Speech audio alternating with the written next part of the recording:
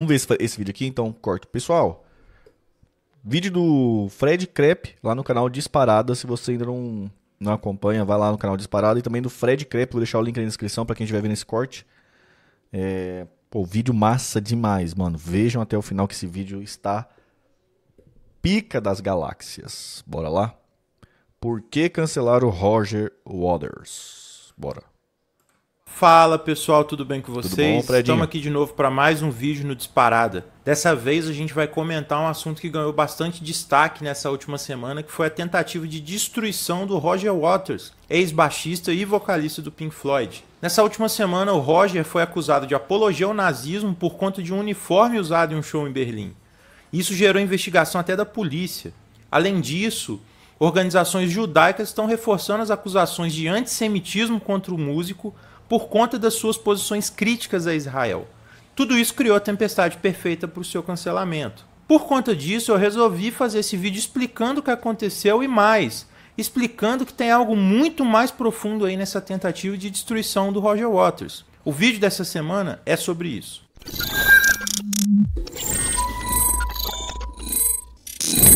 Bom, eu acho que aqui primeiro cabe comentar direito o que está acontecendo, né? O Roger, ele tá em turnê na Alemanha e vai ser a última turnê dele, vai ser a aposentadoria dele dos palcos, né? E aí ele tá sendo acusado de apologia ao nazismo por conta de um uniforme que usa em uma parte do seu show. Esse uniforme aqui. A polícia alemã tá investigando o Roger por conta desse uniforme em um ato dentro do seu show. Segundo as organizações judaicas, ele está sendo antissemita. Inclusive, ele é acusado de antissemita há muito tempo e agora estão aproveitando para gerar polêmica em cima disso. Na Vinheta monstra, velho.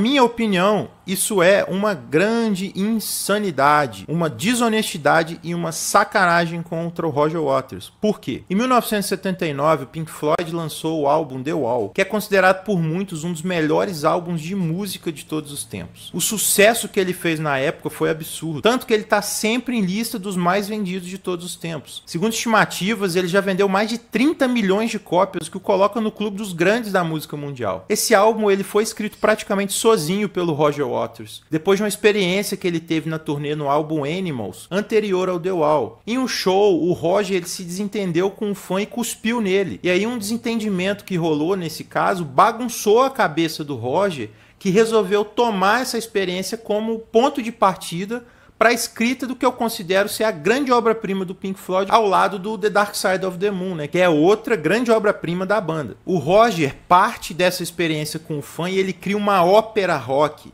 que é um estilo em que todas as músicas do álbum contam uma história em sequência. Essa ópera rock conta a história do músico Pink, que se perde na fama e depois de uma overdose, inclusive é narrada brilhantemente pela música Comfortably Numb, uma das melhores músicas da história do rock, e passa a delirar confundindo a sua posição como estrela de rock com a de um ditador fascista. Essa posição de idolatria do fã em relação ao músico é transportada por uma dinâmica política, fazendo um paralelo com os regimes que tomaram conta da Alemanha e da Itália na primeira metade do século XX. O Pink, o personagem do álbum que é inspirado na vida do Roger Waters, tem uma vida conturbada. Ele perde o pai durante a Segunda Guerra Mundial sem nem poder conhecê-lo. Ele tem uma mãe super protetora que o blinda das frustrações da vida. E, enquanto isso, ele tem uma escola autoritária e atrasada com professores frustrados que levam essa frustração de casa para a sala de aula, agredindo moralmente as crianças que deveriam educar, que inclusive é outra música clássica do Pink Floyd nessa descrição. Quando ele cresce, o Pink, né, ele não tem nenhum preparo para lidar com a vida adulta que tem pela frente. Com sucesso, a falta de limites cobra o seu preço e ele se envolve em uma série de problemas. Todos esses problemas são apontados como tijolos no muro em que o Pink vai construindo para se isolar da vida real. Esse isolamento fortalece os seus delírios autoritários e nos dão músicas belíssimas, inclusive, né? E no fim do álbum há um julgamento dentro da cabeça e o muro é derrubado. Como vocês podem perceber, esse álbum é uma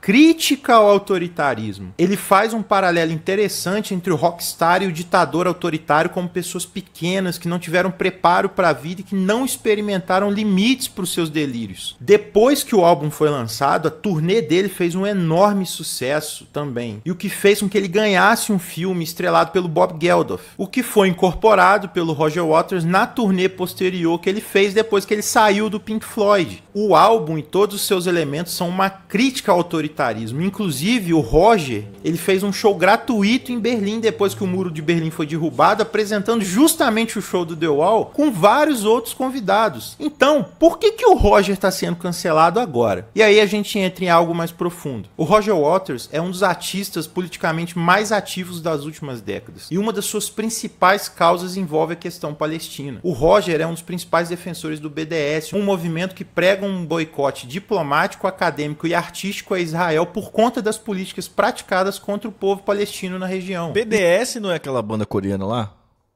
Ah, não, é BTS, desculpa. BTS.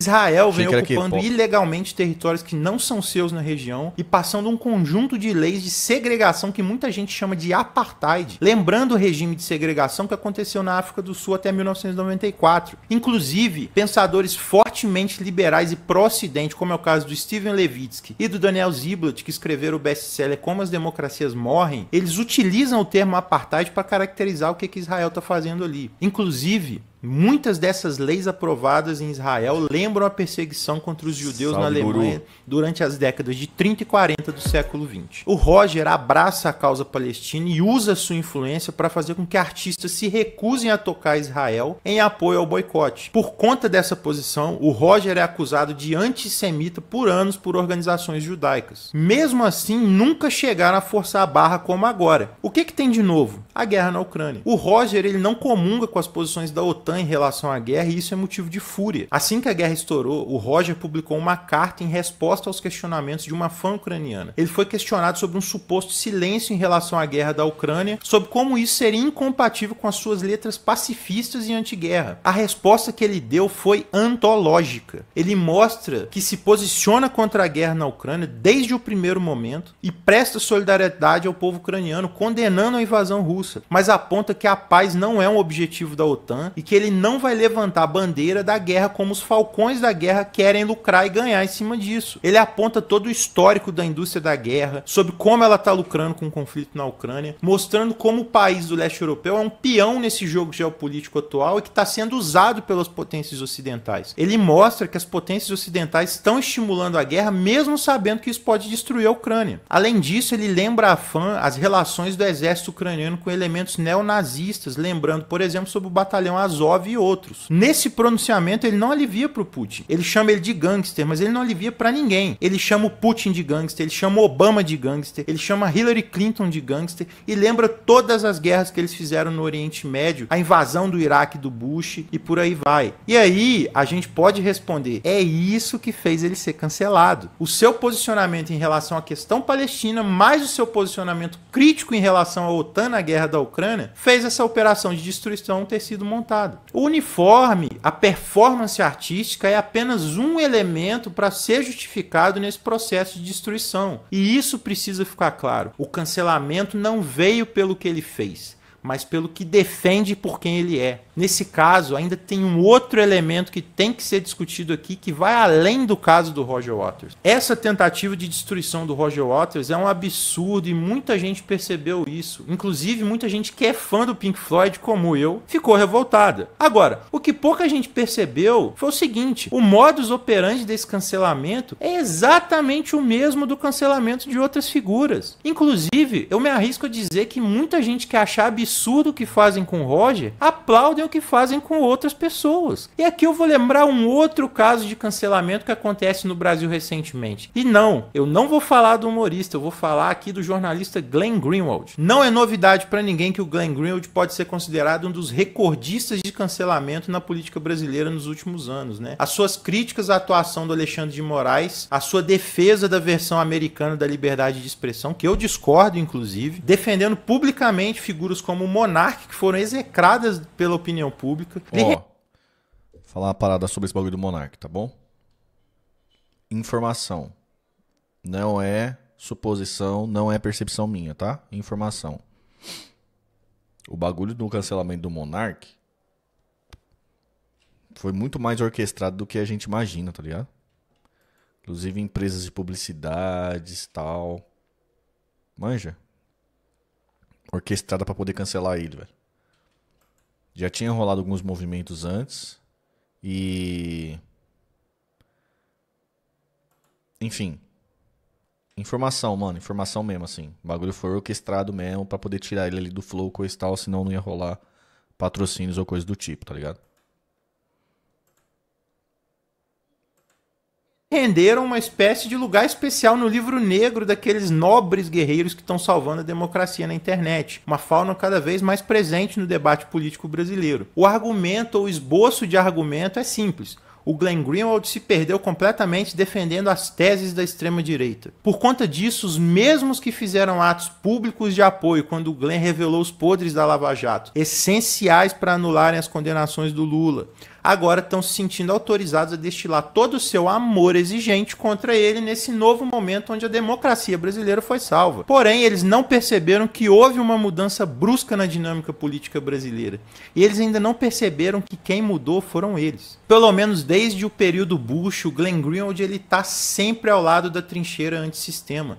Ele foi contra o Patriot Act, que é uma lei que suspende uma série de direitos civis com o pretexto de combate ao terrorismo, e teve um papel ativo na denúncia da farsa que justificou a guerra no Iraque. Teve ao lado do Julian Assange quando ele revelou os podres que as grandes potências ocidentais queriam manter debaixo do tapete. Foi peça central na divulgação dos dados de espionagem em massa que o Edward Snowden revelou. E aqui no Brasil mostrou que a Lava Jato era uma farsa motivada politicamente. E a dita esquerda? Bom, boa parte dela estava do lado do Glenn em todos esses momentos, mas ela não percebeu uma coisa. Enquanto o Glenn continuava na trincheira antissistema, a esquerda pulou o muro e foi para a trincheira da defesa do sistema. O Bolsonaro venceu em 2018 com uma certa resistência das elites econômicas que preferiam o Alckmin, mas acabou sendo aceito e normalizado por essas elites por defender uma agenda alinhada com o que elas defendiam. A ideia era engolir o Bolsonaro e fazer com que essa defesa antissistema dele fosse pro saco, domando o governo, mas isso não foi possível. Bolsonaro, ele soltou a militância contra o STF, dobrou o sistema político, rachou uma parte do Centrão para sua agenda ideológica e continuou atacando a mídia sem qualquer remorso. A gestão pavorosa da pandemia assustou parte da elite que viu que tinha colocado... Por que a esquerda passou a defender o sistema? Essa parte eu não entendi. Foi essa parte. Porque a esquerda começou a defender, né? Não a parte da explicação, né, Lolita? A esquerda começou a defender porque o Lula fez essa... anestesiou essa parada, entendeu? Foi lá, abraçou o sistema e falou, deixa aqui com a esquerda que a esquerda eu me viro. E foi lá e anestesiou a esquerda, entendeu? É isso. Eu já falava isso. Eu levantei algumas bolas nesse quesito, daquele negócio de política que se faz com a cabeça e não se faz com o fígado. Principalmente do primeiro pro segundo turno. Mas a gente ainda não está preparado para essa conversa. A gente fez política no segundo turno com o fígado. E não com a cabeça. Mas... não estamos preparados para essa conversa ainda. um sujeito incontrolável no poder. Diante da péssima gestão do Bolsonaro, parte da elite econômica passou a considerar a possibilidade do Lula como uma alternativa para a crise política que assolava o país. Essa ideia ela foi facilitada pela força popular e pela disposição que o Lula tem em buscar a conciliação com o sistema. E isso forçou um deslocamento na política. A elite pensou que podia domar o Bolsonaro como fez com o Lula, se deu mal. Então, eu sou da tese que a elite brasileira só pulou no barco do bolsonarismo porque foi obrigada. Obrigada sim, porque o Bolsonaro veio em 2018 com apoio popular. Ele veio com apoio popular, a mídia tentou reverter isso, mas não conseguiu. Veio a facada que agravou isso ainda mais, essa onda que tava vindo. E... a mídia, mano, vamos tentar algum jeito de conter os danos aqui, coisa e tal. O Bolsonaro defendendo essa ideia neoliberalista lá, que a mídia gosta, neoliberal, foi... e, mano, então firmeza, vamos pular nesse barco aqui, porque é o barco que tá tendo. Foi isso. Foi obrigado a pular no barco. Política brasileira. A esquerda foi pro lado da defesa do sistema. Mas o que isso tem a ver com o Glenn? O Glenn ele tá sendo cancelado por estar do lado errado. Ele não foi pro lado do sistema. E é justamente isso que tá dando nó na cabeça das pessoas, inclusive as que se identificam como esquerda. A gente tá vendo agora o surgimento de uma direita antissistema com uma retórica que lembra em alguns momentos a postura antissistema que a própria esquerda teve no passado. E aí é importante ressaltar que a esquerda ela tá tendo dificuldade em lidar com essa nova realidade. realidade, já que ela mudou de posição e agora é vista como uma representante do sistema. O problema das críticas e dos ataques ao Glenn Greenwald, por exemplo, é que a esquerda, como fiadora do sistema, passou a rejeitar a extrema-direita e o seu discurso antissistema, sem saber lidar com uma extrema-direita que adota uma postura semelhante à que a própria esquerda adotou no passado em relação ao sistema. E vou falar uma coisa, mano. Ó, crava aqui essas palavras desse corte, tá? Qual a situação nós temos no Brasil hoje? Hoje. Tá mais fácil a extrema-direita perceber que o neoliberalismo é uma falácia e abandonar o neoliberalismo, entendeu? Aí nós teremos no Brasil uma extrema-direita com militante, com engajamento popular e sem o neoliberalismo. Sem o neoliberalismo. E hoje é o que está mais perto de acontecer. Está mais perto a extrema-direita abandonar o neoliberalismo do que essa esquerda vendida que a gente tem abraçada com o neoliberalismo. E se acontecer da extrema-direita abandonar o neoliberalismo e ascender o poder de novo com apoio popular e sem neoliberalismo, com essas intoxicações ideológicas, sabe? Uma extrema-direita com esse discurso que beira realmente o fascismo, fazendo a economia do país andar sem esse neoliberalismo, aí realmente nós vamos ver o fascismo na nossa frente. Aí nós vamos ver. E, mano, não está longe disso acontecer no Brasil. Não está. Já saiu umas notícias aí hoje em dia que o Bolsonaro tá puto com o Paulo Guedes, porque dava pra mexer na Petrobras e ele não mexeu, principalmente pra baixar o gás. O governo Bolsonaro abriu no último ano os cofres públicos, abriu pra poder tentar ganhar a campanha, né? Abriu, jogou dinheiro pra tudo quanto é lado. E qual foi o efeito disso na economia? PIB subiu, a dívida pública diminuiu. Muito louco isso, velho. E os caras estão se ligando disso. Falou, caralho, mano, quando eu jorro dinheiro, igual eu jorrei, isso que o Bolsonaro fez isso de forma totalmente desordenada, né? Se ele fosse um pouco mais eficiente pra fazer isso, muito provavelmente teria ganhado a eleição. Mas uma coisa que ficou disso, mano, quando eu jorrei dinheiro, abri os cofres, coisa e tal, mano, a dívida do país caiu. E o PIB cresceu. Entendeu?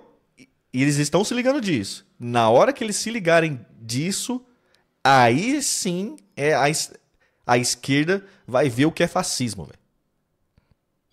Vai ver o que é fascismo.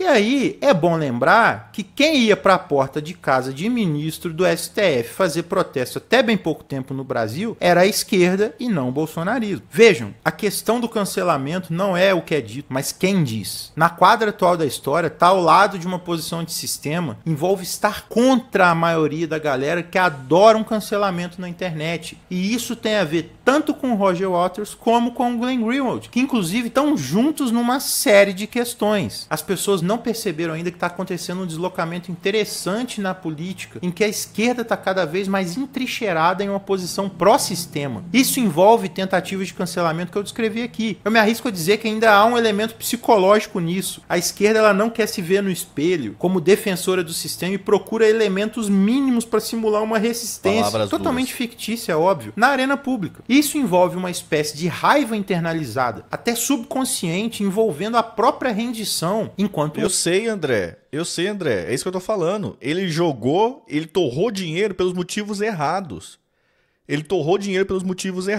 Pra poder tentar ganhar a eleição, comprar a eleição. Só que agora, ele tá vendo que o efeito disso que ele jogou o dinheiro, coisa e tal, ele falou, caramba, mano, quando eu joguei o dinheiro aconteceu coisas, né? Que seria interessante, eu devia ter feito isso desde o primeiro tempo. Desde o primeiro ano eu devia ter feito isso, que a economia ia voar. Inclusive na própria pandemia, o bagulho ia voar, nós ia voltar muito mais rápido. Falei, caralho, mano. Eu tava indo pra grupo com essa história de neoliberalismo do Paulo Guedes, entendeu? Quando essa ficha cair da extrema-direita, essa matéria que eu falei que o Bolsonaro tava puto Paulo Guedes, cadu gás, coisa e tal, o André tá falando que ele tá jogando pra galera, que é teatro, eu não sei. Tô falando só da matéria que eu vi ali, coisa e tal. Mas a minha percepção que eu tenho é que a extrema-direita tá mais perto de se ligar disso do que a esquerda. Que fica esse papo de justificar neoliberalismo, entendeu?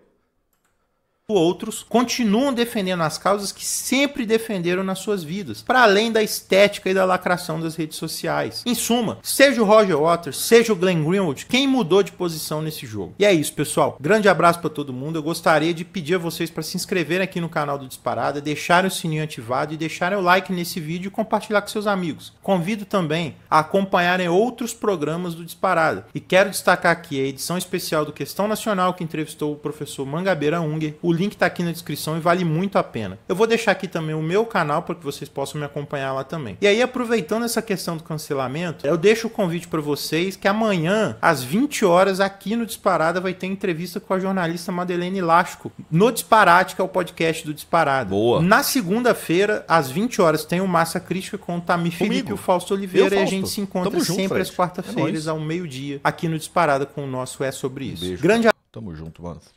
Fredinho, gente boa. A Lolita falou aí uma coisa que é verdade, olha lá. Ó. A passação de pano é tão fanatizada que é mais fácil a direita se tocar do problema do neoliberalismo que a esquerda. É exatamente isso. Pode cravar aí que eu vou printar, mano. Pode cravar aí o que eu tô falando, velho. Hoje no Brasil, a extrema-direita tá mais perto de perceber isso do que a esquerda. Né? Esse anestésico que o Lula imputou na esquerda brasileira, essa conta ainda vai vir, tá ligado? Eu não sei se vocês já tomaram bezetacil com xilocaína. Não sei se vocês já fizeram essa besteira na vida. Chega lá, puta, bezetacil dói pra caramba. Os caras querem xilocaína que não dói? Aí você, quero. Mano, na hora você toma uma picada, mano, suave, nada. No outro dia, mano, sua bunda, sua perna parece que vai cair, bicho. De tanta dor, o bagulho, mano. Fica uns 4, 5 dias com a dor, o bagulho, sua perna parece que vai arrancar, velho. Entendeu? Tomava sem nada, era bom demais. Não. Quando você toma sem xilocaína, o bagulho dói na hora, mano. Dói na hora, você sai ali mancando, uma horinha tá suave. Quando você toma com essa tal de xilocaína, nossa, mano, é uma semana de terror, velho. É uma semana de terror. Entendeu? É a mesma coisa que tá acontecendo com a esquerda com o Lula agora, velho. Esse anestésico que o Lula deu na sociedade, na esquerda desse país, a conta vai vir uma hora ainda, velho. A conta tá vindo já, na verdade, né?